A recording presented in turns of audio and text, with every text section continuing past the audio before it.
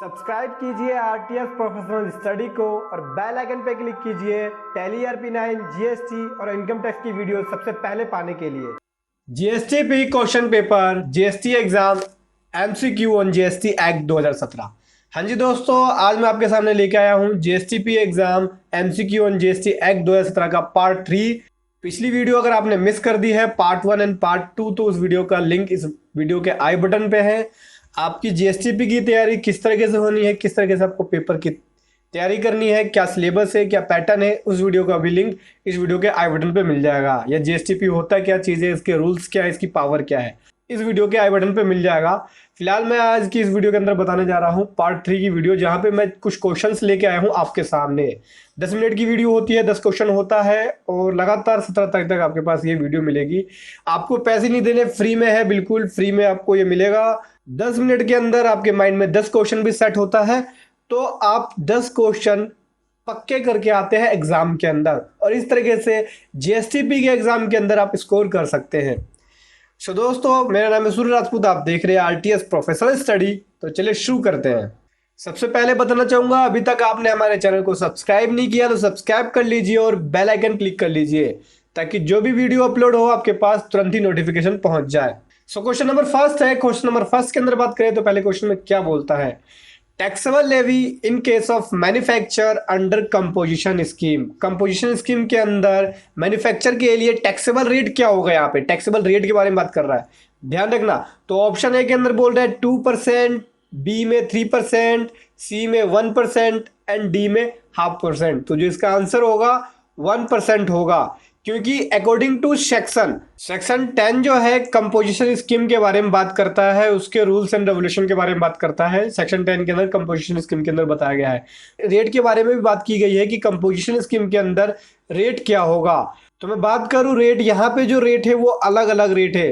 पहला है मैन्युफैक्चर के लिए रेट, मैन्युफैक्चर के लिए रेट है 0.5% सीजीएसटी होगा और प्लस 0.5% आपका एसजीएसटी होगा। तो अगर टोटल की बात करें तो टोटल 1% जो होगा वो रेट होगा आईजीएसटी का। दूसरी तरफ मैं सर्विस प्रोवाइडर की बात करूं, अगर वो रेस्टोरेंट की सर्विस प्रोवाइड कर रहे हैं, तो उनका जो रेट हो जाएगा वो 5% होगा। 5% के अंदर इंक्लूड होगा आपका 2.5% सीजीएसटी और 2.5% एसजीएसटी, ठीक है। और सर्विस प्रोवाइडर है इसके अंदर कंपोजिशन स्कीम के अंदर एलिजिबल नहीं है। अगर आपका क्वेश्चन इस तरीके से भी बन के आ सकता है कि taxable levy in case of restaurant service provider.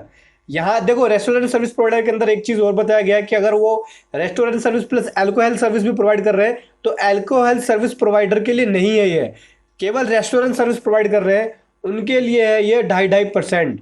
तो क्वेश्चन इस तरीके से बन के भी आ सकता है कि taxable levy in case of restaurant service provider under composition scheme. तो रेट क्या हो जाएगा, तो अगर आपके पास ऑप्शन हो तो आप 5% सेलेक्ट करना। इस केस के अंदर जो ऑप्शन होगा वो 1% होगा, क्योंकि मैन्युफैक्चर के लिए यहाँ पे जो रेट है 0.5% सीजीएसटी एंड एसजीएसटी है, टोटली 1% आईजीएसटी है। क्वेश्चन नंबर सेकंड की बात करते हैं, weather person opt for composition scheme collect tax under GST. तो क्या पर्सन जब ऑप्ट कर लेता है कंपोजिशन स्कीम को तो वो टैक्स को कलेक्ट कर सकता है या नहीं कर सकता। तो यहाँ पे जो है कंपोजिशन स्कीम के अंदर मैं बात करूं, अगर सेक्शन 10 को वो ऑप्ट करता है कंपोजिशन स्कीम के लिए तो वो टैक्स को कलेक्ट नहीं कर सकता। उसको नॉर्मल रेट के हिसाब से टैक्स पे करना पड़ता है, जितनी भी टर्नओवर होती है, जितनी भी सेल होती है उसके हिसाब से, उसके ऊपर फ्लैट रेट के हिसाब से टैक्स पे करना पड़ता है। वो टैक्स को पर्सन से, किसी भी दूसरे पर्सन से, किसी भी रजिस्टर्ड पर्सन से या किसी अनरजिस्टर्ड पर्सन से कलेक्ट नहीं कर सकता। वो उसको अपने इनवॉइस के ऊपर साफ साफ लिखना होता है कि composition person not eligible to collect tax, ये कलेक्ट जीएसटी। तो इसका जो आंसर होगा नो होगा, लेकिन यहाँ पे सी वाला आप पे टिक करना है, ओनली है। इसका आंसर जो है केवल ए है, ठीक है। क्वेश्चन नंबर 3 की बात करूं मैं तो टैक्स पेड ऑन, टैक्स जो पे किया जाएगा वो किसके बेस पे, किसके ऊपर पे किया जाएगा।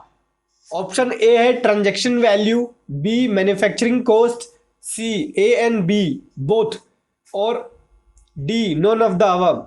तो इसका जो आंसर होगा वो ए होगा। टैक्स जो पेड किया जाएगा यहाँ पे ट्रांजैक्शन वैल्यू के ऊपर पे किया जाएगा। तो क्वेश्चन नंबर 4 की बात करें, क्वेश्चन नंबर 4 में बोलता है कि input tax credit availability, input tax credit कब अवेलेबल होगा आपके लिए?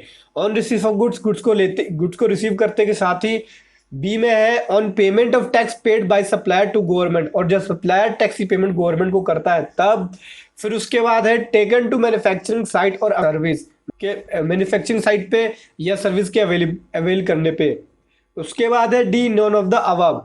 तो इसका जो आंसर होगा वो बी होगा, जब सप्लायर टैक्स की पेमेंट गवर्नमेंट को करता है तभी आपको इनपुट टैक्स क्रेडिट मिलता है। मतलब कि जब आपको वो जीएसटीआर 2 के अंदर, अगर जीएसटीआर 2 में आपका शो नहीं कर रहा जो आपने टैक्स पे किया है, तब आपको इनपुट टैक्स क्रेडिट नहीं मिलेगा।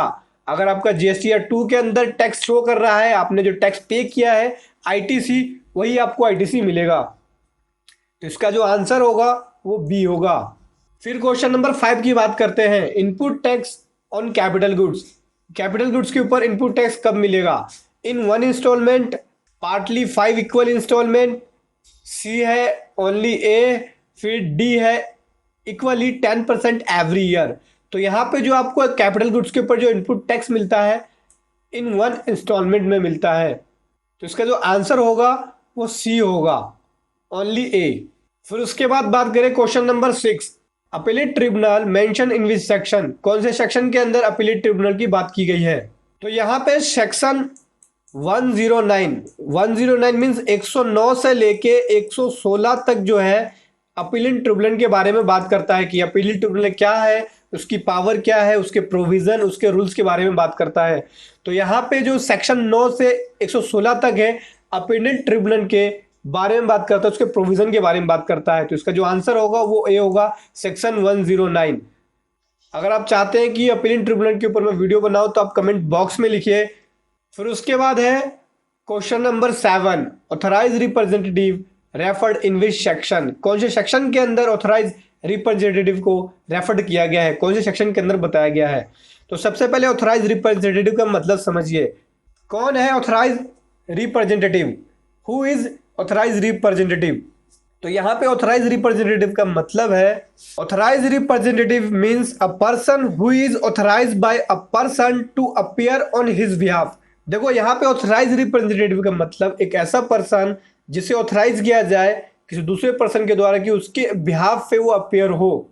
यहाँ पे सेक्शन 16 जो है इसके बारे में बात करता है। हालांकि अपीलेट ट्रिब्यूनल के चैप्टर के अंदर है, ये अपील के अंदर है, लेकिन यहाँ पे इसी सेक्शन के अंदर ऑथराइज रिप्रेजेंटेटिव का जिक्र किया गया है। ऑथराइज रिप्रेजेंटेटिव के बारे में बताया गया कि ऑथराइज रिप्रेजेंटेटिव एक ऐसा पर्सन है जहां पे एक पर्सन के द्वारा अपीयर किया जाता है उसके बिहाफ पे, ताकि वो जीएसटी ऑफिसर के पास जो बातें हैं उसकी बिहाफ पे उसकी बातों को रख सके। ऑप्शन ए भी नहीं है, सेक्शन 110, सेक्शन 116। इसका जो आंसर है सेक्शन 116 है। फिर question number 8, common portal referred in which section. कौन से सेक्शन के अंदर कॉमन पोर्टल को रेफर्ड किया गया है, कौन से सेक्शन के अंदर बताया गया है कॉमन पोर्टल के बारे में? तो यहाँ पे सेक्शन 146 जो है वो कॉमन पोर्टल के बारे में बात करता है। CGST एक्ट 2017 का ये बताता है कि कॉमन पोर्टल पे आप रिटर्न फाइल कर सकते हैं, पेमेंट कर सकते हैं, रिफंड क्लेम कर सकते हैं और अदर एक्टिविटी कर सकते हैं जो सेक्शन 146 के अंदर डिफाइंड की गई है। ठीक, तो इसका जो आंसर होगा वो आंसर बी होगा। सेक्शन 146 जो है कॉमन पोर्टल के बारे में बताता है कि कॉमन पोर्टल क्या क्या कर सकते हैं कॉमन पोर्टल पे आप जाके। फिर उसके बाद अगला क्वेश्चन है, debit note and credit note mention in which section. कौन से सेक्शन के अंदर debit note and credit note को मेंशन किया गया है? यहाँ पे सेक्शन 34 में डेबिट नोट और क्रेडिट नोट के बारे में बताया गया है। CGST एक्ट 2017 के अंदर डिफाइंड किया गया उसके रूल्स के बारे में, उसके लॉ के बारे में, उसके प्रोविजन के बारे में। नॉर्मली आप जानते हैं कि debit note and credit note purchase return और सेल रिटर्न डिस्काउंट देने के लिए आप इशू करते हैं। अगर आप ज़्यादा डीपली जानना चाहते हैं कि credit note and debit note क्या होता है, उसका प्रोविजन क्या है, उसका लॉ क्या है, तो उस वीडियो को देख सकते हैं आप। उस वीडियो का जो लिंक है इस वीडियो के आई बटन पे, वहां से जाके देख सकते हैं। मैंने डिटेल में वीडियो बनाई है debit note and credit note के ऊपर। सो इसके आंसर की बात करें तो ऑप्शन ए भी नहीं है, सेक्शन 36, सेक्शन 39 ये भी नहीं है, सेक्शन 34 ये इसका आंसर है। सेक्शन 34 के अंदर debit note and credit note के रूल्स के बारे में बताया गया है। उसके बाद मैं बात करूं question number 10, electronic cash ledger and electronic credit ledger mention in which section. कौन से सेक्शन के अंदर इलेक्ट्रॉनिक कैश लेजर और इलेक्ट्रॉनिक क्रेडिट लेजर को मेंशन किया गया है? तो यहाँ पे सेक्शन 49, हाँ जी दोस्तों, यहाँ पे सेक्शन 49 CGST एक्ट के अंदर डिफाइंड किया गया है इलेक्ट्रॉनिक कैश लेजर को और इलेक्ट्रॉनिक क्रेडिट लेजर को, कि किस तरीके से आप जाके यहाँ पे पेमेंट कर सकते हैं, टैक्स का पेमेंट ऑफ टैक्स देख सकते हैं और इंटरेस्ट के बारे में जान सकते हैं, पेनल्टी के बारे में जान सकते हैं और कोई भी अदर अमाउंट है उसके बारे में जान सकते हैं आप। तो सेक्शन 49 जो है वो इलेक्ट्रॉनिक कैश लेजर और इलेक्ट्रॉनिक क्रेडिट लेजर के बारे में बात करता है, उसके अंदर मेंशन की गई है इन बातों को। तो इसका जो आंसर होगा ये भी नहीं होगा सेक्शन 39, सेक्शन 42 ये भी नहीं है, इसका आंसर सेक्शन 49 है। तो दोस्तों वीडियो कैसा लगा जरूर बताएं। मन में जो भी क्वेश्चन हो इस वीडियो से रिलेटेड या आपके मन में जो भी क्वेश्चन हो जीएसटीपी के एग्जाम से रिलेटेड आप कमेंट बॉक्स में लिखिए। और दोस्तों इस वीडियो को लाइक कीजिए, क्योंकि मैं आपके लिए मेहनत कर रहा हूं, आपके लिए मैं वीडियो बना रहा हूं और मैं कोशिश कर रहा हूं कि क्वालिटी थोड़ी अच्छी रखूं, कंटेंट थोड़ा अच्छा रखूं। तो आप दोस्तों जितना आप ज़्यादा लाइक करेंगे मुझे खुशी होगी और मैं उतनी अच्छी एक्साइटमेंट से मैं आपके लिए वीडियो बनाऊंगा। आप इस वीडियो को उन लोगों के पास पहुंचा दीजिए जो जीएसटीपी के एग्ज़ाम की तैयारी कर रहे हैं, ताकि उनकी हेल्प हो सके और वो एग्ज़ाम को अच्छे से स्कोर कर सके एग्ज़ाम के अंदर। Thank you so much.